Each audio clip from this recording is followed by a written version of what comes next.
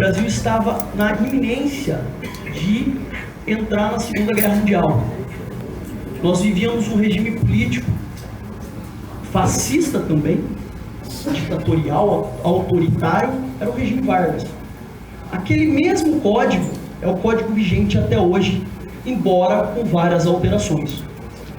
Em 1988, foi promulgada a nossa Constituição Federal, uma Constituição que prevê vários direitos fundamentais, várias garantias ao cidadão, totalmente contrária àquele Código de 1941, que, como eu disse, foi embasado num Código de Processo Penal italiano, cujo princípio daquele código era o princípio da culpabilidade. Quando uma pessoa iria responder o processo, era réu no processo, presumia-se que ela era culpada, diferente do que vocês aprenderam, que é um princípio da nossa Constituição Federal, o princípio da presunção de inocência ou da não culpabilidade, tanto faz. Para vocês terem uma ideia, no nosso código, redação originária, quando o juiz recebia a denúncia, era medida de rigor que se expedisse um mandado de prisão preventiva. Isso é a redação originária de 1941. Quando o réu preso era absolvido, não era expedido alvará de soltura. Ele teria que aguardar o trânsito em julgado. Até pouco tempo atrás, artigos 594, 595 do Código de Processo Penal, o réu que não se apresentasse após a sentença condenatória recorrível, sendo determinada a sua prisão, se ele não se apresentasse, não se recolhesse à prisão, ele não tinha direito de apelar. E se ele, preso, tivesse apelado, mas porventura evadiu-se do sistema penitenciário, a apelação dele era julgada deserta. Vários desses pontos foram ou revogados por novas leis, ou nossa jurisprudência, em consonância com nossa Constituição Federal, houve uma alteração, enfim, vem se ampliando e dando atenção a direitos constitucionais previstos na Constituição, mas que não eram observados no nosso Código. Tudo isso que vem acontecendo na Operação Lava Jato nos preocupa não só por causa da Operação Lava Jato, mas por causa dos precedentes que esses julgamentos possam vir a ter no futuro. Eu vou passar a palavra agora para o mediador, o Dr. Marcelo Fortuna.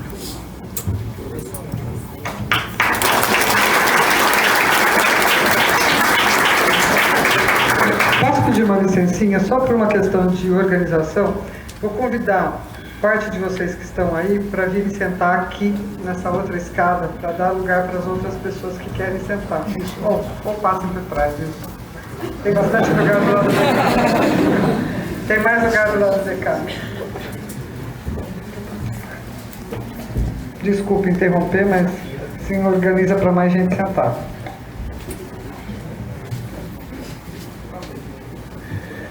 Boa noite a todos. É uma honra estar aqui hoje com vocês. Gostaria de, em primeiro lugar, acrescentar alguns agradecimentos aqui que eu acho que, pelo menos da minha parte, são essenciais. Eu gostaria de agradecer, em primeiro lugar, para o Dr. Cardella, que sem nenhuma dúvida é um dos grandes organizadores desse evento, que propiciou esse local que me lembra muito isso aqui, o ano de 2002, quando eu estava na Pontifícia Universidade Católica e o Celso Antônio Bandeira de Mello foi dar uma palestra sobre democracia, sobre discricionariedade dentro de um Estado democrático, e tinha gente, galera, sentada assim no telhado da PUC. A palestra era para 50 pessoas, no auditório nós tínhamos quase 500 pessoas. Então, isso me deixa arrepiado. Por quê? Porque, na verdade, democracia, muitos se enganam. Democracia não é vontade da maioria, não. Democracia é participação, é reflexão, é vontade de construir uma sociedade mais justa. Isso é democracia. É escutar o que o outro tem a dizer e, a partir do que o outro disse, formar a minha convicção. Mas é escutar de verdade. Não é fingir que eu estou escutando.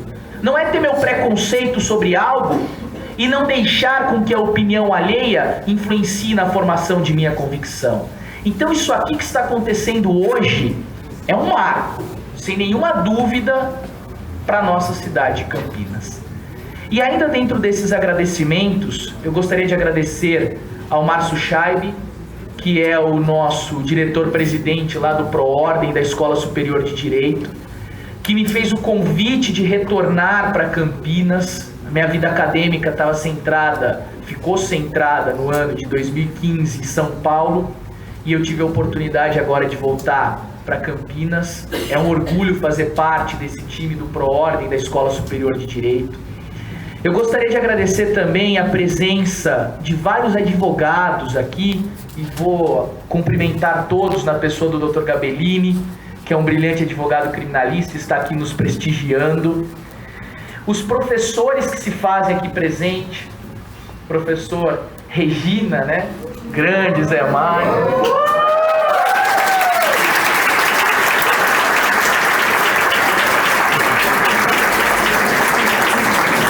E na pessoa deles, cumprimento todos os outros professores, professor Márcio, meu amigo Fábio Cury, que está ali escondidinho, mas eu já ouvi, e todos os demais que estão aqui presentes.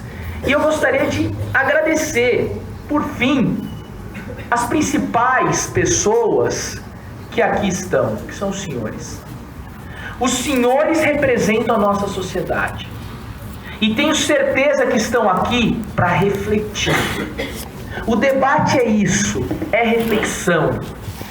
Entrando já no nosso tema, o que nós estamos passando, na verdade, é algo ímpar na vida de cada um. Eu acho que poucas pessoas vão ter oportunidade de vivenciar uma crise institucional que nós estamos vivenciando. Muito se diz que o Poder Judiciário, e hoje está na moda essa expressão, é a última trincheira de proteção do cidadão. Mas o que significa ser a última trincheira de proteção do cidadão? O que significa interpretar um direito fundamental como o último trunfo da vida de uma pessoa? Será que isso justifica um juiz simplesmente se convencer de algo e achar que isso é certo e determinar a prisão, a interceptação? Até que ponto o juiz tem que buscar o interesse social, e até que ponto eu posso definir como interesse social aquilo que o juiz pensa? O juiz, no exercício do seu poder de judicatura, ele pode ir até que ponto dentro do nosso sistema? O que é segurança jurídica? O que é delação premiada? Eu posso condenar alguém com base exclusivamente no que alguém falou? Ou eu preciso de um documento que respalde? Quais são os requisitos para eu interceptar alguém? Conduzir coercitivamente um ex-presidente da República? O judiciário tem legitimidade democrática para criar uma crise institucional? Ou essa crise institucional foi criada porque ali no poder temos pessoas corruptas que não honram o voto que nós confiamos a cada um deles?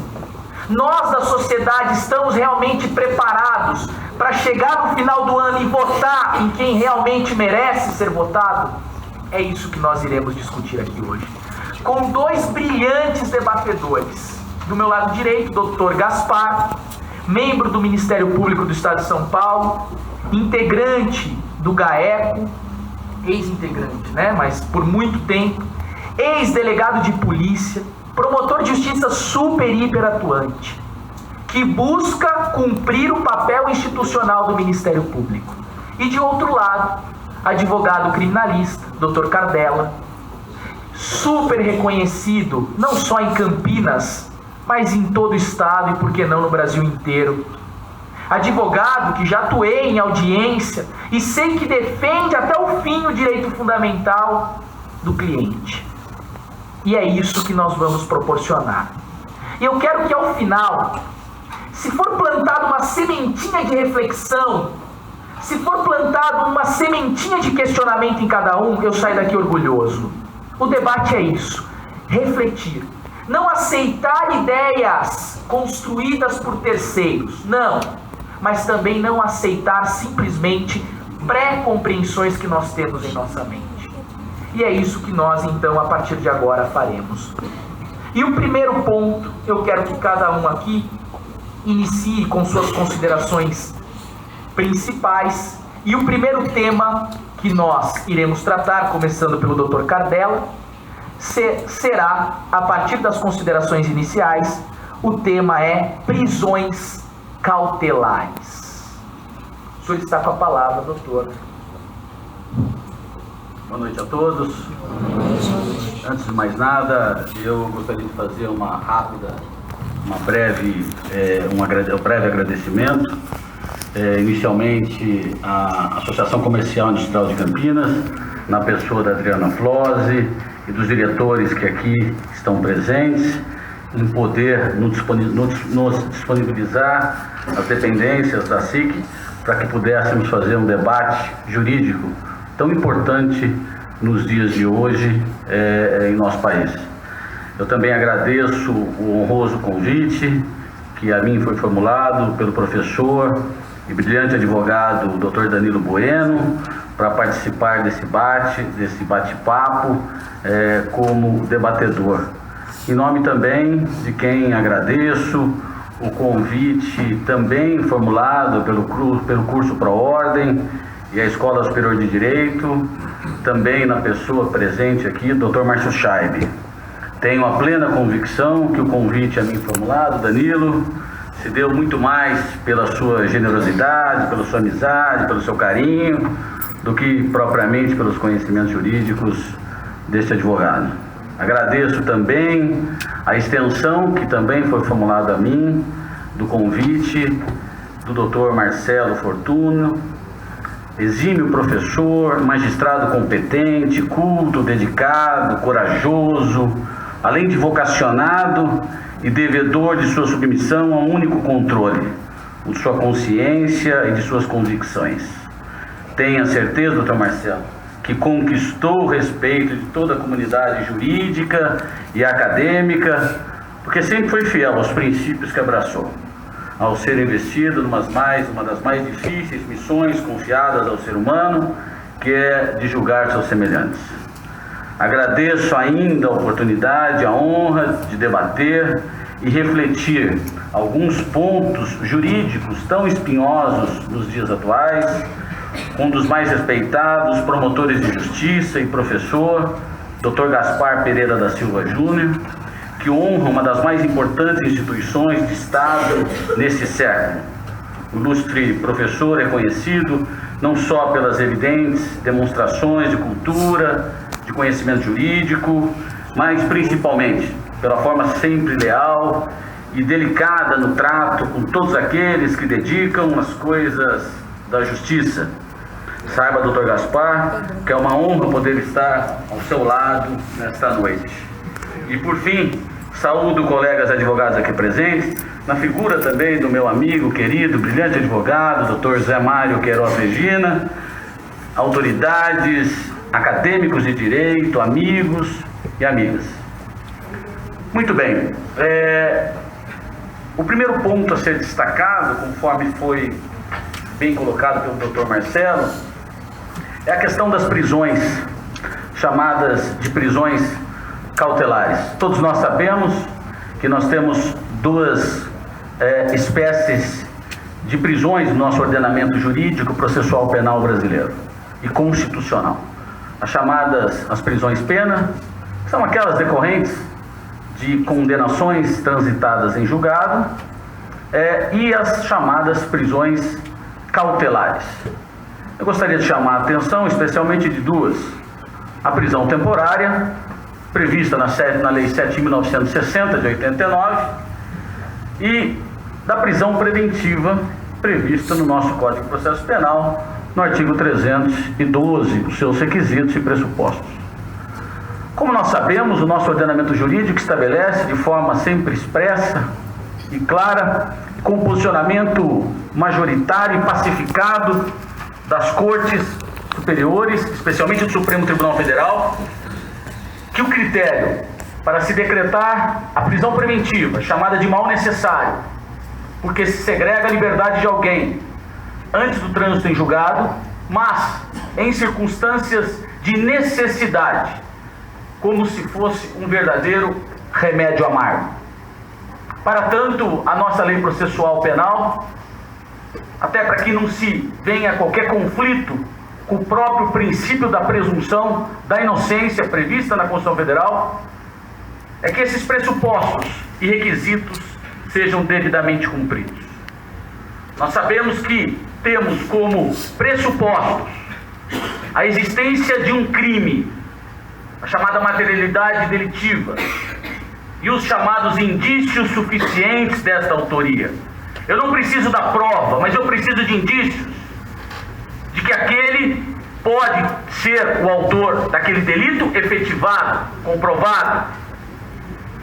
Mas a lei processual penal brasileira não se contenta tão somente com os chamados pressupostos para a medida extrema, cautelar, necessária à disposição do juízo.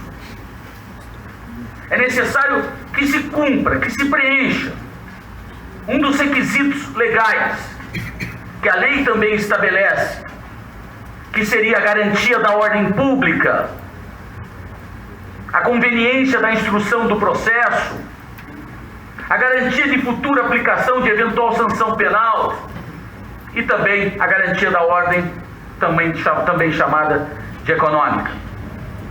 Muito bem, o que nos chama a atenção nesse procedimento, e eu gostaria de deixar bem claro logo de início, que não faremos qualquer abordagem de caráter político partidário nesse nosso bate-papo.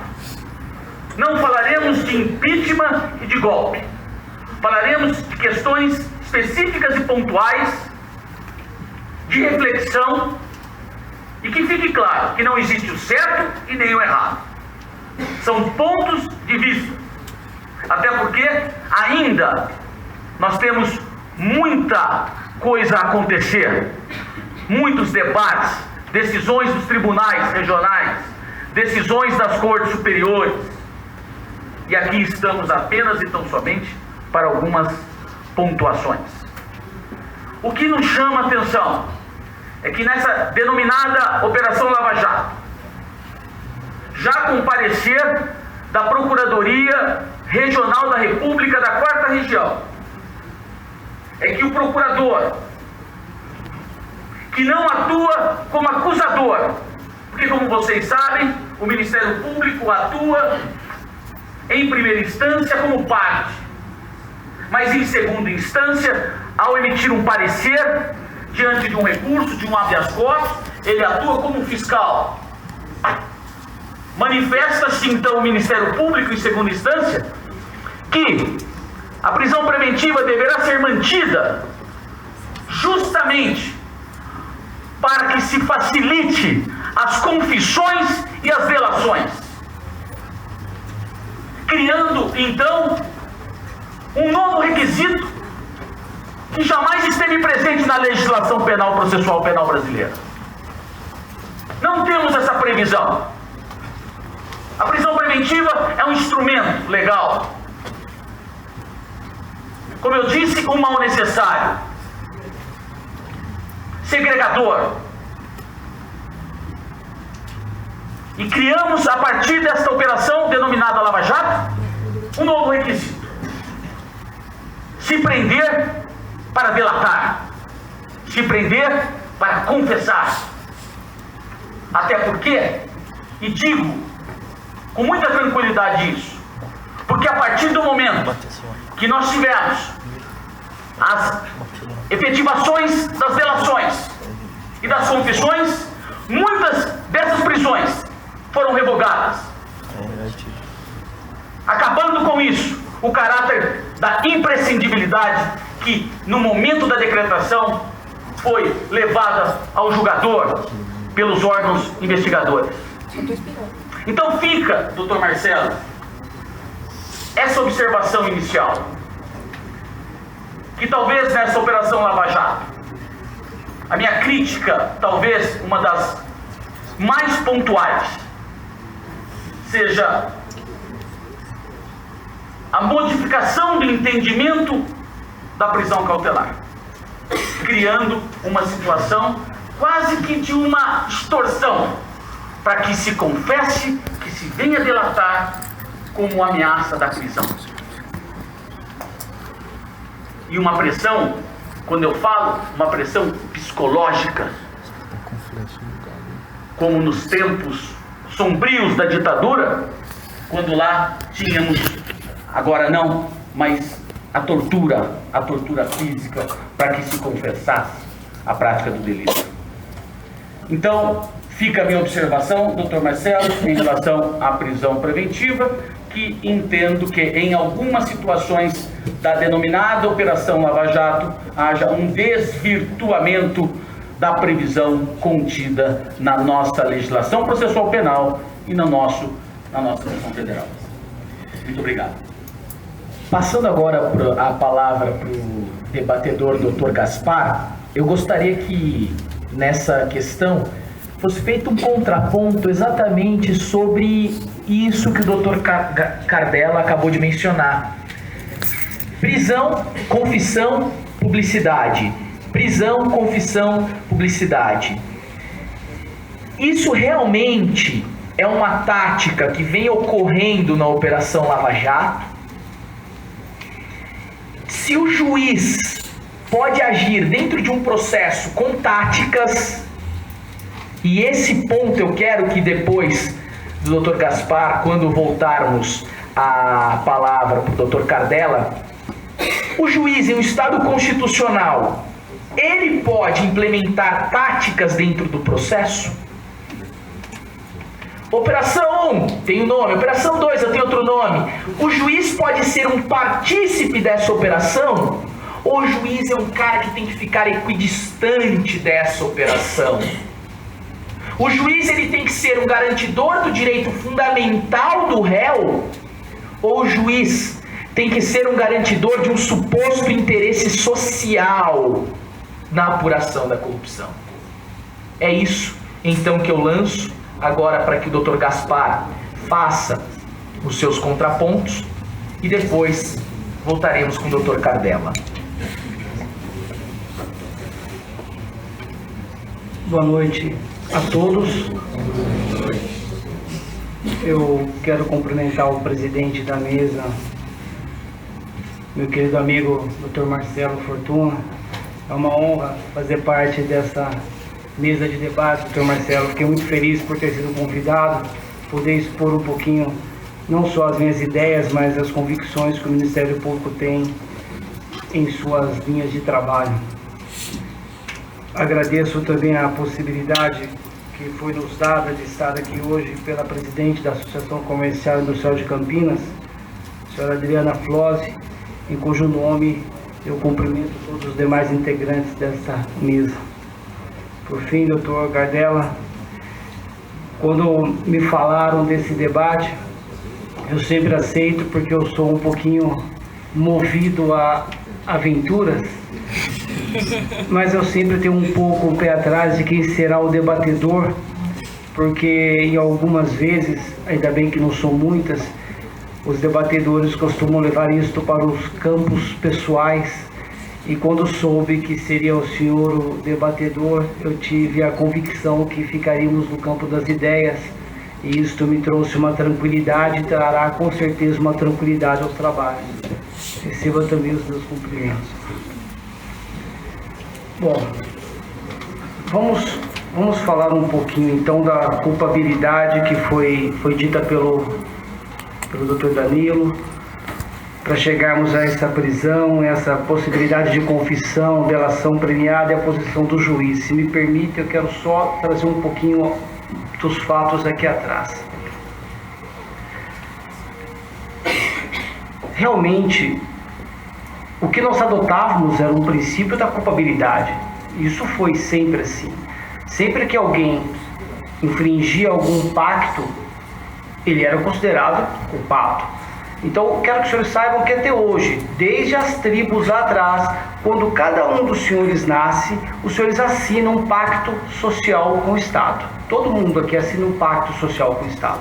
Todos nós somos partes desse pacto social, em que abrimos mão da violência em favor do Estado para que o Estado possa usar essa violência em nosso favor através de seus órgãos integrantes da segurança pública.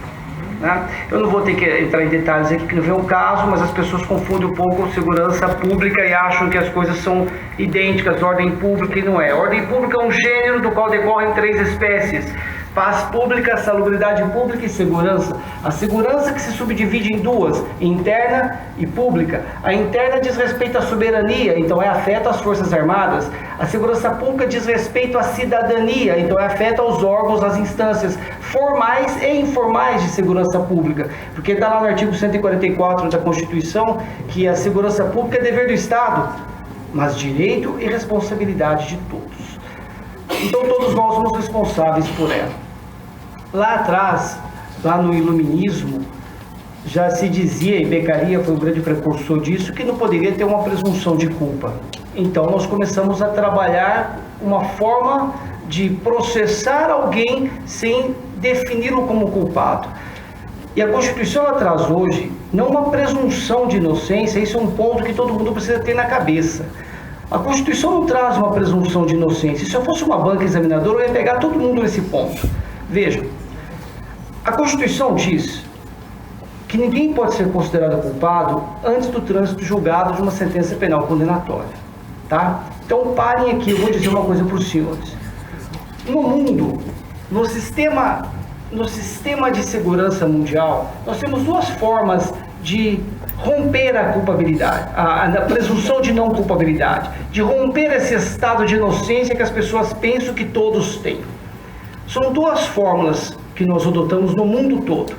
O primeiro sistema diz respeito ao trânsito em julgado. Só é considerado culpado, só se efetiva a sentença penal condenatória depois de transitar em julgado aquela decisão, ou seja, depois de ter corrido todos os recursos ordinários e extraordinários previstos no ordenamento jurídico daquele país, naquele momento, naquele espaço geográfico. O segundo sistema considera rompida essa presunção de não culpabilidade com o duplo grau de jurisdição. A segunda instância, confirmando a decisão da primeira, está rompida a presunção de inocência, então se executa a sentença. A grande maioria dos países ocidentais adota o segundo sistema, o duplo grau de jurisdição. O sujeito é condenado em primeiro grau, confirmado em segundo, pode-se começar a execução provisória da sentença. A minoria, e entre eles o Brasil, adota o primeiro sistema, ok? Do trânsito em julgado. Então nós começamos a perceber que os recursos estavam sendo utilizados como uma maneira de procrastinar a execução da sentença. O Supremo Tribunal Federal, agora recentemente, o mês passado, ele decidiu que a condenação em segundo grau já é suficiente para a execução provisória da sentença. Bom, vamos entender. Seria muito melhor, muito mais didático, que ele tivesse conversado com o Congresso e o Congresso providenciado uma emenda constitucional para acertar isto. Mas ele já foi, de que forma? Numa interpretação restritiva desse direito, que é um direito fundamental do cidadão. Ele alcançou o fim desejado, porque ninguém mais aguenta essa impunidade, mas por vias transversas. E nesse ponto, eu quero dizer para os senhores o seguinte: quando o sujeito ele é processado, ele não tem presunção de inocência. Ele simplesmente não pode ser considerado culpado pelo nosso sistema até o trânsito julgado. O que implica dizer que quando o juiz de primeiro grau condena um cidadão, ele não está dizendo que ele é culpado. Ele está agora presumindo que ele é culpado. E essa presunção precisa ser efetivada com os julgamentos das instâncias superiores e ao trânsito julgado. Se o tribunal reformar essa decisão, aquela presunção de culpabilidade ela se esgota, se esvai e ele volta ao seu estado de inocência. Então, ninguém é presumido pela lei inocente. Simplesmente a Constituição diz, ninguém pode ser considerado culpado antes do trânsito julgado. Mas eu não estou dizendo que você é inocente, ok? Bom, a presunção começa então quando surge a condenação ou quando surge a absolvição em primeiro grau. Se ele é absolvido, surge uma presunção de inocência. Se ele é condenado, uma presunção de culpa. E ela tem que se efetivar através do trânsito em julgado, pelo sistema que o Brasil adota. Tudo bem? Bom, óbvio que ninguém aqui prega regras transversas para se efetivar um direito penal no Brasil. Mesmo porque, eu vou falar uma coisa que todo mundo aqui sabe, o Brasil ainda não é um país maduro o suficiente para tratar algumas regras um pouco mais avançadas no combate à criminalidade organizada. Não há cultura no Brasil de segurança pública. Basta ver o nosso secretário de Segurança Pública agora que começou a proibir torcidas de estádio. Só vai uma torcida só. Então vamos ver. Eu sou da torcida organizada, sei lá, uma independente do São Paulo. Sou São Paulino também. Sou da Independente. Aí eu sei que o São Paulo vai jogar na casa do Corinthians e só terá o que lá?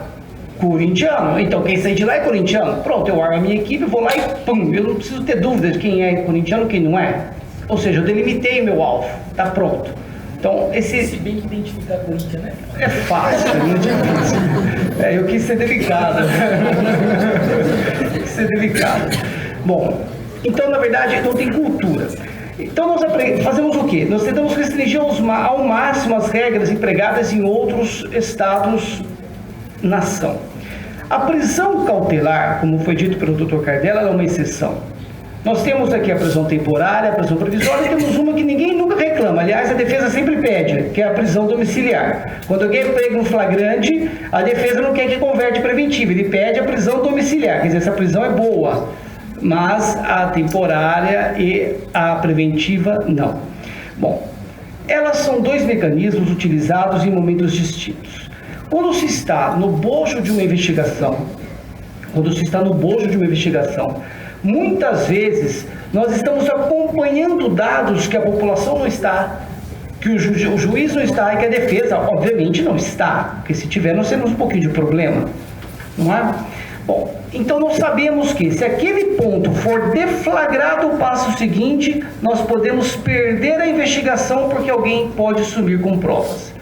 Nesses momentos, nós utilizamos a prisão temporária.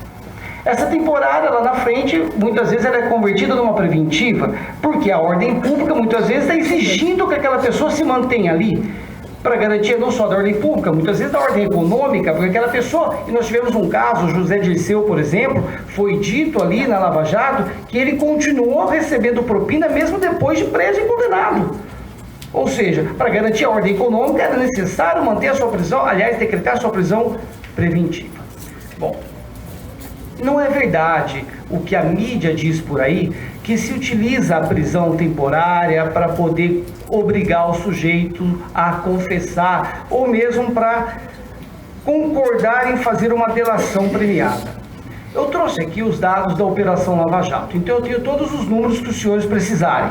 Por exemplo, eu posso dizer para os senhores que nós temos 1.114 procedimentos instaurados, 484 buscas e apreensões, 117 mandados de condução coercitiva e 133 mandados de prisão cumpridos. Eu tenho todos os dados da Lava Jato aqui, porque eu tomei o cuidado de atualizar os dados até hoje, para não termos problemas aqui de equívocos.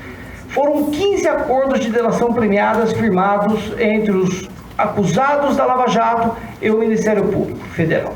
15. Dos 15, 11 deles foram firmados com réus soltos.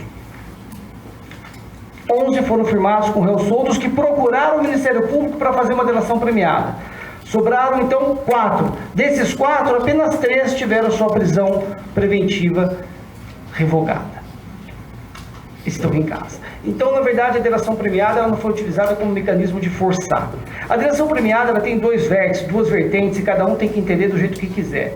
Mas eu vou dizer uma coisa para os senhores. Como cada um de nós assinamos um pacto social quando nascemos, o Estado somos nós. O Estado somos nós. Os direitos que são violados pertencem a nós. Cada vez que um crime é cometido, nós somos a vítima secundária desse crime. Também. Temos a vítima primária, a primeira, que sofre os efeitos daquele crime, mas nós temos o Estado, que é o segundo, que ele sofre porque uma regra que ele firmou como uma regra de comportamento foi violada. E sempre que há isso, há uma quebra da ordem pública, que eu disse no começo, e todos nós somos vítimas disso. Então, o correto seria que quando nós descobrimos alguém que fez o que fez algo errado, nós nos prontificássemos a dizer para o Estado, foi fulano que fez isso. Mas não funciona assim. Nós temos que ter, por exemplo, programas de incentivo. O governo estadual, federal tem que pagar uma recompensa para quem dá uma informação que possa levar à descoberta da autoria de um crime. Ou seja, isso é um exemplo tipo de falta de cidadania, de falta de compromisso social, de falta de interesse no próprio país. Ninguém está nem aí. A delação premiada, eu tenho que dizer isso, ela é um instituto consagrado em outros países, mas ela para mim é um instituto que demonstra a falibilidade do Estado. Porque o Estado está demonstrando, olha, eu não tenho outra forma de descobrir, não teria mesmo, não chegaria a lugar nenhum se não fosse o primeiro dos delatores ter entregue aqui uma grande carteira de nomes de clientes de offshores, entregando inclusive políticos, seria parado no primeiro presidente da Petrobras. Então a delação premiada, ela surge como uma forma de falar para o sujeito, olha meu amigo, você está em maus lençóis. Eu posso não saber nada contra os seus comparsas. Eu posso não saber nada mais do que você fez. Eu sei que você fez isto e ponto. Mas nesse ponto você está perdido. Porque nós temos provas e você será condenado. E a pena será um pouquinho elevada.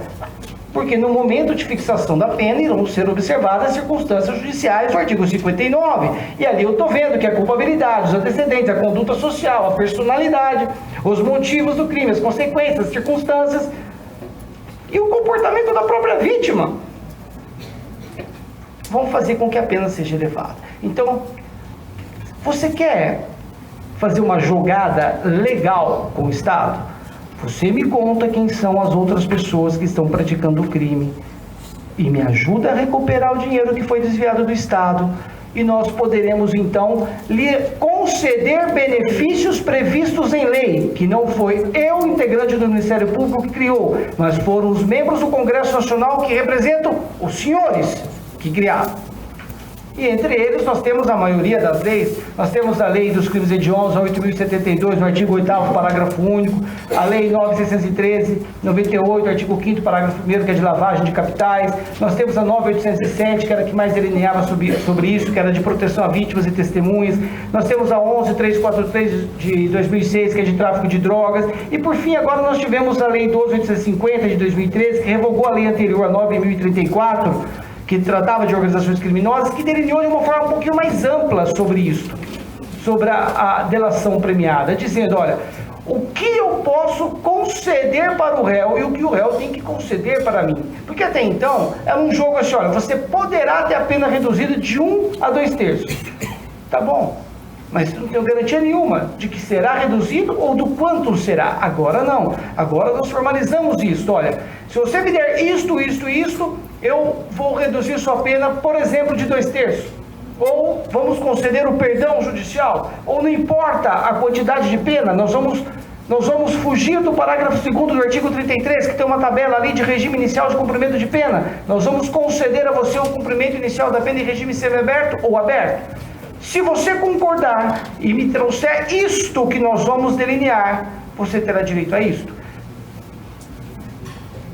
Se ele concorda, ele assina, aí eu mando para o judiciário. O judiciário analisa isso e verifica se preenche os requisitos legais. Então, se nós temos delações premiadas que foram ratificadas pela Vara Criminal de Curitiba e foram algumas outras por envolver autoridades com foro, com prerrogativa de função, pelo próprio Supremo Tribunal Federal, isso implica dizer que o guardião da Constituição está delineando aquela delação de forma a mostrar que este é o caminho traçado pela lei, pelo ordenamento jurídico, e isso não é ilegal. O grande problema que ocorre foi quando o Dr. Marcelo levantou se o juiz pode usar táticas dentro de um processo. Óbvio que não. Óbvio que não. O juiz tem que se manter equidistante. Cada um sabe a vocação que tem. E eu brinco isso com o juiz que trabalha comigo, o doutor Aristóteles. Eu falo, eu não conseguiria ser juiz nunca, porque se eu tivesse que ficar parado aqui fazendo audiência todo dia, eu teria um treco. Eu não aguento ouvir tanta mentira. Me chamou de samambaia. Não foi isso. debatedor está calmo, mas o mediador... Não foi... O que eu estou dizendo é o seguinte, ele tem as características de um magistrado, coisa que eu não tenho. Mas eu gosto de cumprir mandado, eu gosto de instaurar procedimento, e nós fizemos uma denúncia semana passada com 28 membros do PCC. Agora é o ponto que eu vou dizer aqui. Os senhores estão sabendo disso?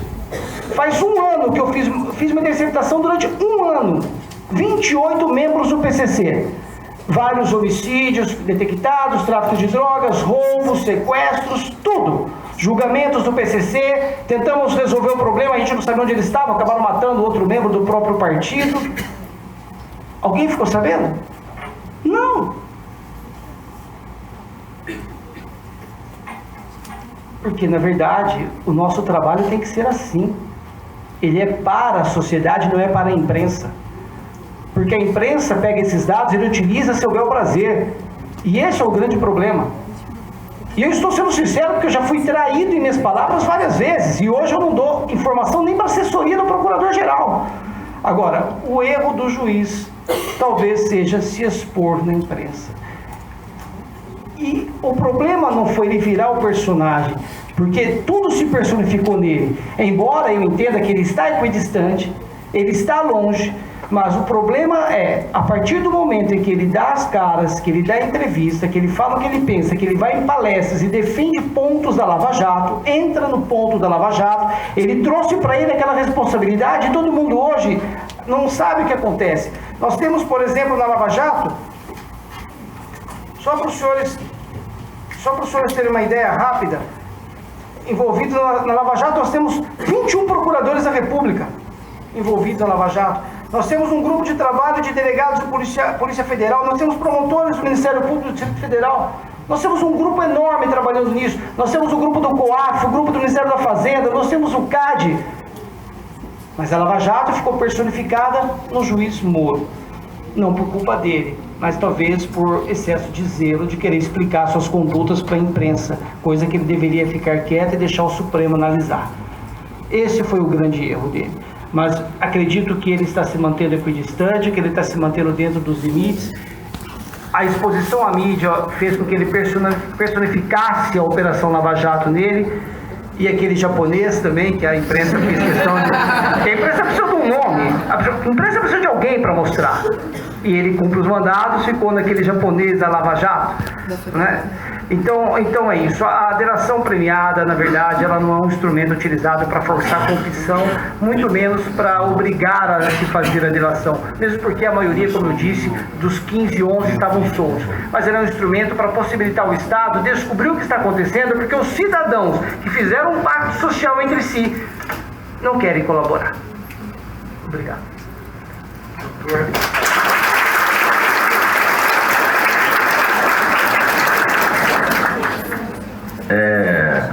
Apenas algumas observações. Primeiro, eu gostaria de enaltecer o trabalho do Ministério Público Federal, da Polícia Federal, do próprio juiz Moro, que eu acho que vinham conduzindo a Operação Lava Jato, até porque todos nós queremos acabar com a impunidade nesse país e queremos também acabar com a corrupção. O trabalho do advogado, às vezes, é mal entendido. Muitos confundem a figura do advogado com o seu cliente. Eu tenho vários colegas e amigos que atuam hoje na defesa de vários réus da Lava Jato. Como já se manifestaram publicamente, eu posso fazer aqui um testemunho das dificuldades que têm enfrentado no dia a dia para exercerem o efetivo direito de defesa. Mas, fazendo ainda um gancho com o que o Dr. Gaspar trouxe de informação, eu gostaria de observar, então, em relação à prisão preventiva, se não é, então, uma forma de um instrumento para se efetivar as delações. Eu pergunto por que se justifica a imprescindibilidade para as investigações dos requisitos do artigo 312 e logo depois de efetivada a delação se pede imediatamente a revogação dessas prisões.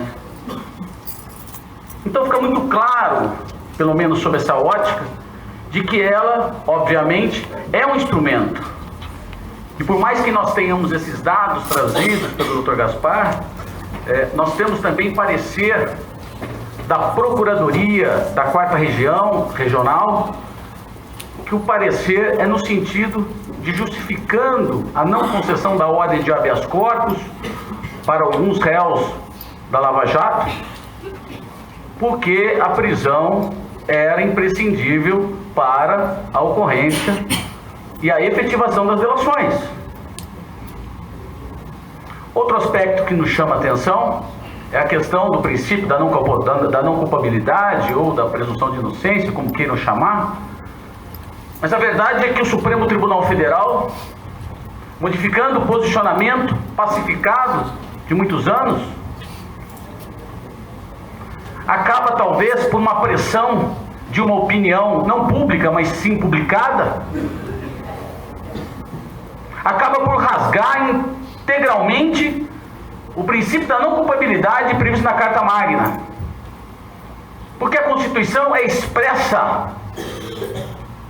Não há qualquer discussão literal ao dizer que ninguém será considerado culpado até o trânsito em julgado da sentença penal condenatória. E todos nós sabemos que o trânsito em julgado da sentença penal condenatória se dá quando não se tenha mais qualquer possibilidade da efetivação de qualquer inconformismo com a decisão prolatada. E nós sabemos que, a partir do julgamento de segunda instância, nós temos grandes e muitas decisões no sentido de reforma da decisão prolatada em segunda instância através de recursos, não recursos processuais penais, mas recursos constitucionais como especial e extraordinário, ou através de habeas corpus, ou de revisão criminal. A verdade é que muito se justifica que esse sentimento de impunidade que nós temos no dia a dia se dá pela enormidade de recursos disponíveis à defesa. Eu discordo de forma veemente e faço essa reflexão com vocês. Quantos recursos a defesa dispõe numa ação penal? Prolatada a sentença de primeiro grau, eu só tenho duas possibilidades: ou um recurso de apelação, previsto no artigo 593 das decisões definitivas de mérito, ou o recurso em sentido estrito das hipóteses taxativas do artigo 581 do CPP. Nada mais,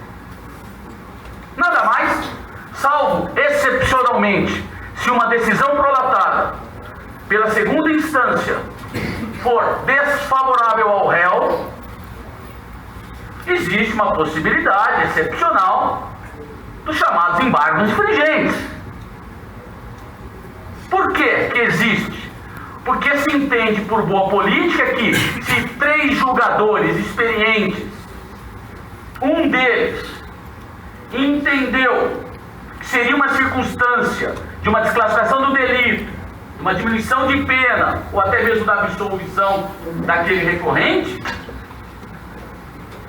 seria o caso de colocar aquilo para uma turma julgadora de 5 integrantes e não de 3. Mas a partir daí, meus amigos, encerra-se a possibilidade de recursão no processo penal. Não justifica a colocação de que teríamos outros recursos. Não temos? Ah, mas como não, Cardella? Nós temos recurso especial e recurso extraordinário? Sim. E eu pergunto aos senhores, quantos recursos especiais ou extraordinários nós conseguimos fazer com que se suba aos tribunais superiores? Eu digo a vocês que quase nenhum. Não tenho números, mas posso dizer a vocês que de 100 recursos, por óbice a súmula 7 do STJ, eu vou dizer a vocês que de 100 é muito capaz que não suba 3. E por aí para. Então justificarmos que a impunidade se dá porque nós temos uma enormidade de recursos disponíveis no processo penal, não é verdade. Não temos isso no processo penal brasileiro. Temos talvez uma falta de estrutura, a partir principalmente da investigação criminal. Nós sabemos como nós temos a polícia judiciária. Outro dia, um juiz de Campinas, corregedor, manifestou-se publicamente que as condições, e o Ministério Público conhece muito bem, das condições da polícia judiciária, que hoje não se investiga porque não possui o mínimo de condições para tanto. E isso também se dá ao Poder Judiciário e ao próprio Ministério Público, que vem, sem dúvida alguma, eu sempre digo, eu tenho um executivo que não funciona, eu tenho um legislativo que funciona muito menos, e nós temos um judiciário que vem cumprindo o seu papel. E nesse caso específico da Operação Lava Jato, as instituições democráticas, como o próprio Ministério Público, a Polícia Federal, vem sim fazendo um ótimo trabalho. Então, a questão de recursos, eu gostaria de deixar consignado aos senhores que eu discordo apenas e tão somente nesse aspecto, que a impunidade se dá porque levamos os recursos há muitos e muitos anos. Se temos isso, é porque a estrutura do judiciário não permite julgamentos mais rápidos, e não que isso seja culpa do réu, porque, como eu bem disse, o réu tem a possibilidade de apenas uma vez recorrer do inconformismo da sua decisão. Em relação às delações,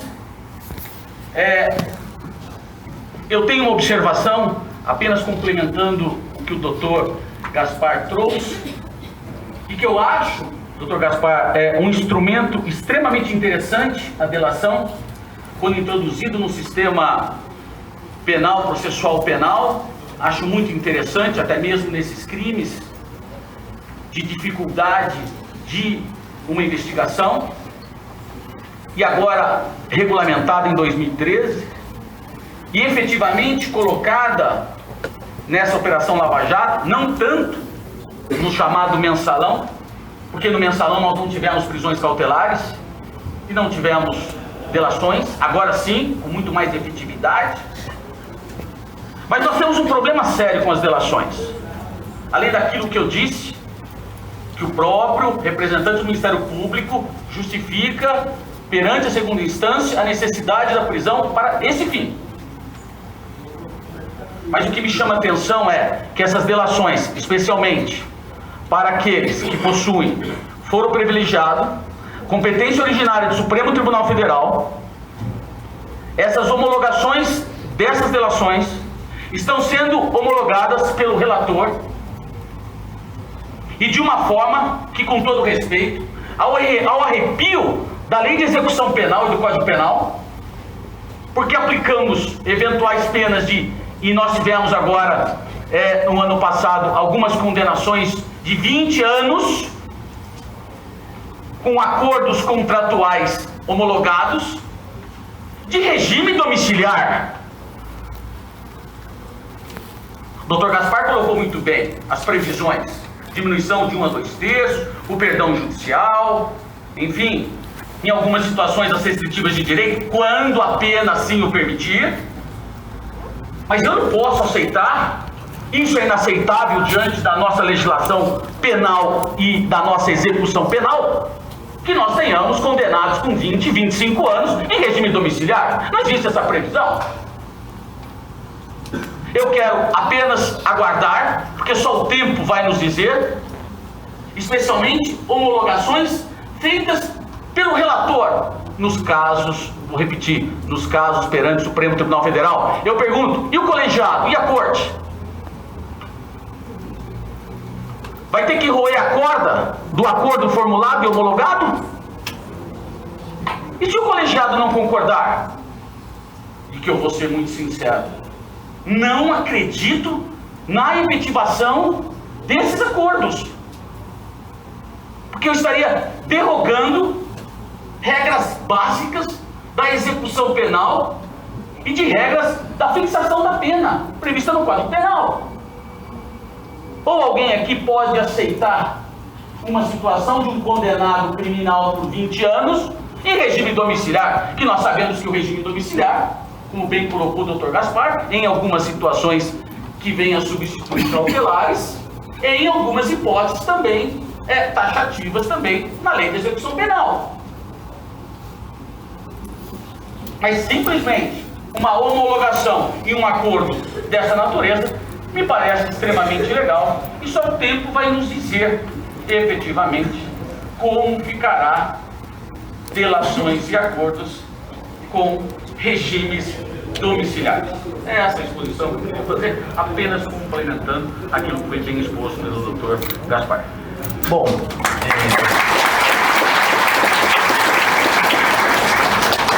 eu vou passar a palavra agora para o Dr. Gaspar e depois eu vou perguntar se alguém tem algum... O Bruno, meu amigo defensor público ali, já quis pegar o microfone na hora que eu falei assim, se alguém tem algum comentário, alguma pergunta a fazer. O Bruno, ele é mais ou menos como eu, assim, nós somos caras, a minha orientadora em São Paulo, Gaspar, ela me chama de arredio. Ela me acha um pouco arredio. O Dr. Gaspar, ele disse do contrato social, o SO, né? E eu pergunto para minha orientadora assim, professora, mas eu nunca vi esse contrato. Esse contrato cabe rescisão? Resilição, anulação, alguma coisa? Porque de tudo isso, e aí eu gostaria de jogar um pouco de lenha aqui na fogueira, o que eu fico pensando será que nós não estamos usando o direito penal, que até então sempre foi a última ratio do sistema, como a prima ratio? Será que eu não tenho ações de improbidade administrativa que poderiam resolver de forma plena isso? Será que eu não tenho ação popular, ação civil pública? E se estão sendo ajuizadas, por que essas ações não são tão divulgadas na imprensa? Que são ações que trazem uma técnica de efetividade da tutela, eu acho que até mais efetiva que o direito penal, só que menos restritiva de direitos. Não sei, é uma discussão que eu quero colocar. E eu sei que eu não sou petista, eu não sou tucano, não sou nada, eu sou juiz, né? E São Paulino. São Paulino torcedor, hein? Só que eu queria aqui de pensar com vocês, de quem é a culpa de tudo isso?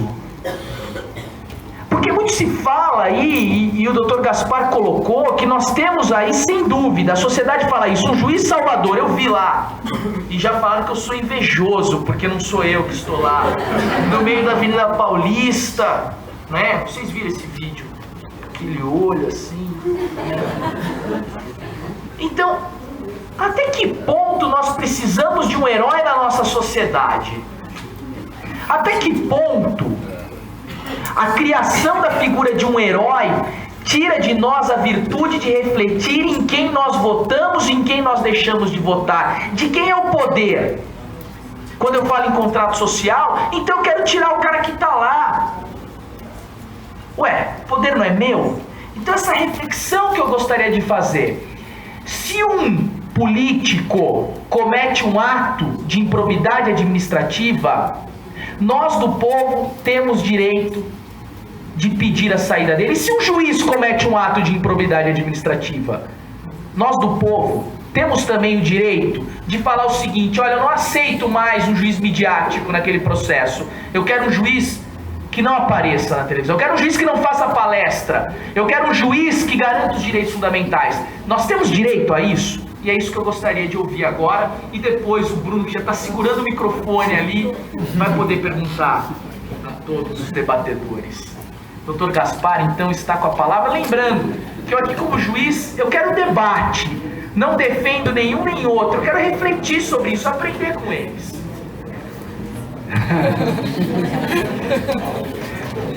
Como juiz, eu quero sangue. Não, é verdade, porque quando eu ia nesses debates, me lembro que eu fui um do Edson Bonfim, né? Bonfim, promotor, Edilson Bonfim, Mogenô, e era um advogado, o Toron. E eu queria fogo, e ele se respeitava, então eu queria fogo, então vamos pôr fogo nisso aí. O Bruno tá ali, ó, o Bruno tá se coçando. Bom, vamos lá, vamos rapidinho aqui, então, para não perder tempo. Os senhores perceberam que é um debate de extrema importância. Isso aqui é um exercício pleno da cidadania. Isso é uma forma de exercer o que nós chamamos de democracia. É ouvir as pessoas, ouvir e conversar sobre isso. E quando nós expomos as nossas ideias, quando eu converso, pelo menos a minha esposa não entende assim, mas quando eu falo, eu estou tentando convencê-la de alguma coisa, eu tento expor a minha ideia, mas a democracia não funciona em casa, porque lá eu e meus 2 filhos escolhemos um restaurante e sempre vamos onde ela quer. Mas isso demonstra que respeitamos as ideias. Eu sou um cara que respeita as ideias. Ah, meu Deus. Vamos lá. O Dr. Gaidela tem razão em muitos pontos aqui. Em muitos pontos eu achei bastante interessante. A polícia não investiga por falta de aparelhamento e também por falta de uma doutrina de investigação policial. Uma falta de doutrina de inteligência em segurança pública, inteligência policial. Eu vou mostrar em pontos práticos, todo mundo vai entender o que eu estou falando, porque eu não preciso me aprofundar. Eu posso dar exemplos. Imagina, está tendo um problema em algum bairro, o que se monta lá? Um distrito policial, não é isso? Se cria um distrito policial naquele bairro. Aí a polícia resolve fazer uma reengenharia, porque alguém começa a perceber que está errado, e você vê que está errado. Veja, delegacia ADIG. O que é ADIG? Delegacia Especializada em Investigações Gerais. Como posso ter uma especializada em investigações gerais? Tem algum erro nesse negócio aí. Não é possível que ninguém enxergue isso. Não adianta. Por que a Lava Jato começou em Curitiba? Porque ninguém entende. Todo mundo pergunta pra mim, por que Curitiba não é em Brasília, se os bandidos estão em Brasília? Bom, não é bem assim. Na verdade, começou em Curitiba. Primeiro ponto, porque começou a investigar o Janene, que tinha negócios lá, e o CEF, que era o doleiro que trabalhava lá. Um dos escritórios era lá. Recebeu o nome de Lava Jato, porque o sócio dele, que é o Habib, que é um outro doleiro, usava postos de gasolina e Lava Jato para lavar o dinheiro. Recebeu o nome Lava Jato e acabou pegando para todas as outras operações. E foi em Curitiba, porque lá tem a vara especializada da Justiça Federal em enfrentamento ao branqueamento de capitais. Então, o primeiro ponto, foi lá. Mas olha como é que o negócio está errado. A polícia não investiga porque a coisa não vem de doutrina. Qual é a função da polícia militar? A atribuição da polícia militar não é um policiamento ostensivo e preventivo? Qual é a função da polícia civil? Não é um policiamento judiciário, uma investigação? Então nós temos o seguinte, olha como funciona a linha de segurança nesse país. Temos o estado de ordem pública, eu vou daqui para cá para vocês me acompanharem. Eu tenho o estado de ordem pública. De repente há uma quebra desta ordem pública, por exemplo, por um crime de lavagem de capitais. Nesse momento houve uma falha de quem estava fazendo o policiamento preventivo. Tá, nesse momento que houver quebra da ordem pública, ambas, Polícia Civil e Militar, se atuam em conjunto para poder restabelecer a ordem. Restabelecida a ordem, a Polícia Militar tira seu time de campo e a Polícia Civil começa a investigação. Estabeleceu a autoria e materialidade, vai para o Ministério Público. Início da ação penal, temos o início do judiciário. Término da ação, temos o início da execução com a Secretaria de Administração Penitenciária, fora as instâncias informais. Tá, com isso, me fala uma coisa. A Polícia Civil faz policiamento preventivo e ostensivo? Então, se eu quero fazer uma prevenção num bairro, eu tenho que montar um posto da Polícia Militar ou um posto da Polícia Civil? Bom, por que monta da Polícia Civil? Porque falta doutrina de segurança pública. Falta inteligência em segurança pública. Falta conhecimento em segurança pública. Tá? Eu estou falando isso porque eu gosto muito dessa situação. O Marcelo sabe disso. Eu fiz direito que eu queria ser policial, né? engenheiro, queria ser policial. Aí depois eu queria ganhar mais, resolvi ser delegado federal. Mas aí eu passei no Ministério Público primeiro, que ia ser só um trampolim para chegar onde eu queria. Mas aí me jogaram no júri. Aí não teve como sair. Aí foi amor à primeira vez. Bom, mas tudo isso para dizer, ó, fiz depois outra faculdade, segurança pública. Gestão e segurança pública. Aí depois, mais 2 anos, disseram que eu poderia ter um diploma de administrador de empresa. Achei legal, fiz mais 2 anos, administrador de empresa. Aí eu descobri que no exterior tinha um curso de mestrado em segurança pública. Fui para o exterior, pedi autorização para o Ministério Público para deixar eu ir para o exterior. Sabe o que ele falou? Não, segurança pública é dever do Ministério Público, tem a ver com a função. Você vê como que é a cultura de segurança pública. Por isso que a polícia não investiga, porque não tem cultura. Materiais a polícia tem. Mata alguém importante para ver se não descobre. Descobre. Ou se descobre. Não é? Descobre. Então, na verdade, ela poderia descobrir. É claro que é sucateado, nós não temos melhores aparelhos em todos os pontos, mas a polícia pode se deslocar. Por isso, pegar uma bomba aqui, vem um GAT para cá. Não tem que ter um GAT aqui. Não é? Mas não funciona por isso. Volta à cultura. O segundo ponto que eu queria deixar registrado, com relação aos recursos, na verdade, eu não quis dizer que a defesa é responsável pela demora. O que eu quis dizer é que os recursos, muitas vezes, são utilizados pela demora. Eu conheço o doutor Cardella, o Bruno está ali, ele é testemunha disso, que a última vez que nós almoçamos, ele está meio ansioso, eu estou tentando segurar para não ficar bravo. Da última vez que nós almoçamos, eu disse para ele uma coisa e ele concorda comigo. Uma boa defesa criminal, quem é advogado criminalista, uma boa defesa criminal é feita com base nos artigos 1º a 31 do Código Penal, ponto. Ali está toda a defesa. Ali está toda a defesa. O resto é jogar para o ar e ver onde que cai. Ali está a defesa. E os recursos servem para fazer o quê? O tribunal, por exemplo, enxergar o que o juiz aqui talvez não tenha enxergado, mas as pessoas têm que entender como que forma um processo de convencimento. Todo mundo forma um processo de convencimento, como toma conhecimento da situação, já tem uma convicção. Depois ele vai analisar como é que está ali. O juiz, quando recebe o processo, ele lê a denúncia, ele vai sentenciar, ele lê a denúncia, ele já formou uma convicção. Ele vai procurar nas provas se aquela convicção ela é ou não plausível de acordo com as provas do processo. É isso que acontece.